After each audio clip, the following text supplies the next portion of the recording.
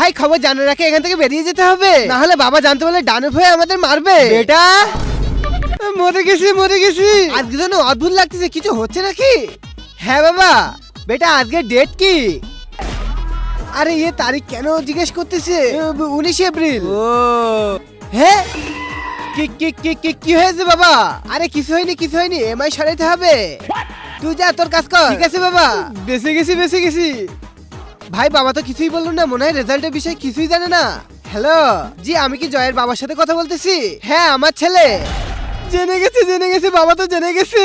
তাড়াতাড়ি ভাগ যা। হ্যাঁ ঠিক আছে, আজকে তো আর হচ্ছে।